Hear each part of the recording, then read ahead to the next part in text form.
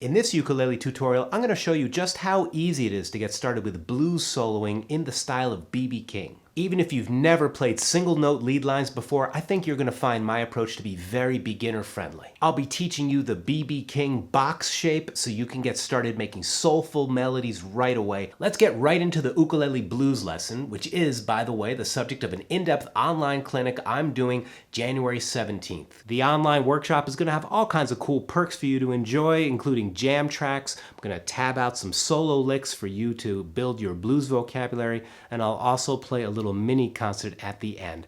Check the link below if you want to join me for this special event. Thanks. Part 1, the note choices. We're going to be playing over a 12-bar blues in A. The three chords are A7, D7, and E7. In a moment, we'll be using a jam track to explore these notes. These are the notes we're going to be using to solo. Let's just jump right in. Of course, go into much more detail in the online clinic. This is the B.B. King box. We're going to explore this right now. Let's just first get to know the notes. Let me take you through this box pattern. And this box pattern is really cool because you can use this over major and minor blues. So both types of blues. First note, second note, then we play the flat third, then the fourth, then the fifth, and the sixth. Sometimes that sixth is moved down one octave below, and you can also play the fifth one octave below. Now, what all blues guitarists do is they use these notes to tell a story. So just a few notes can really say a lot. Now, the note choices are important, but even more important is how you play them. So let's start to explore some expressive tools of how you can use these notes to tell a meaningful story. Great exercise is to just limit yourself to 3 notes. Let's use the first note, the second note, and the third note.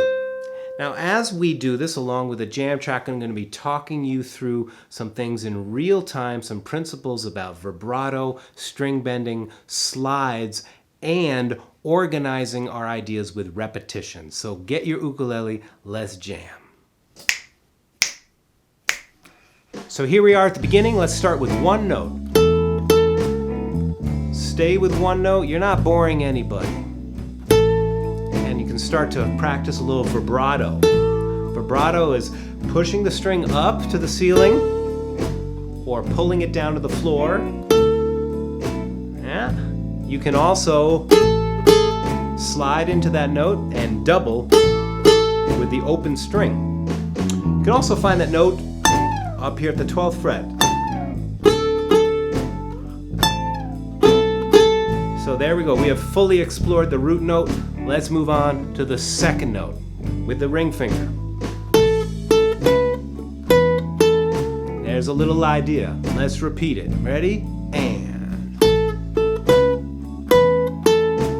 See, your listener now has something to latch onto. They're going to wait for it. You're repeating the same rhythm. Here we go. Now do something a little different with your rhythm this time. We go.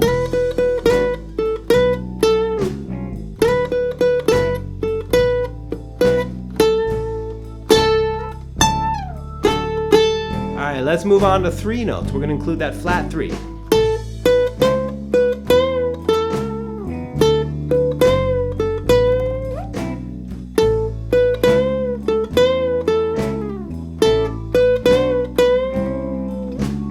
I'm starting to string bend. I'm pushing the string up to the ceiling.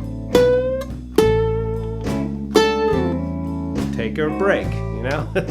And this allows the music to breathe.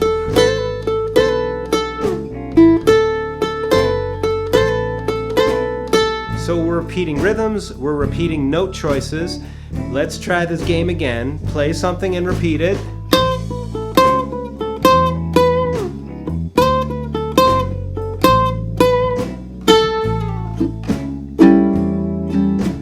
This time when you repeat it, do it just a little differently.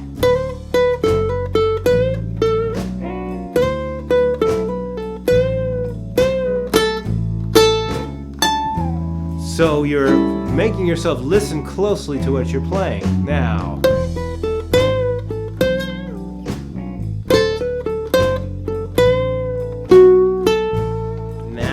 I've included a new note. Let's add the middle finger right here to the 6th. Here we go. We're going to slide. Do it again.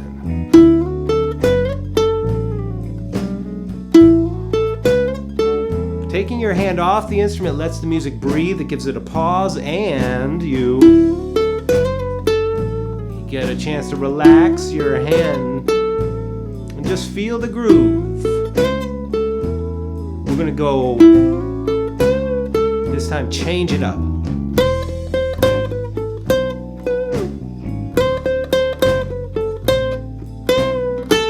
And we're ending our story on the root. Let's go around one more time. I'm just going to do my thing. Here we go.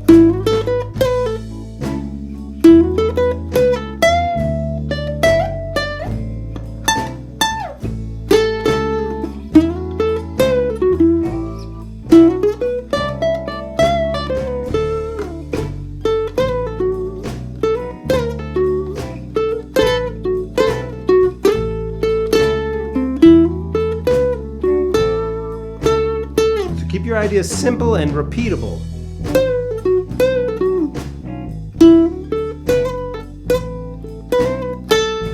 So we're beginning to explore soloing over blues changes. There are specific notes that line up with different chords, and we'll be exploring that in the online course.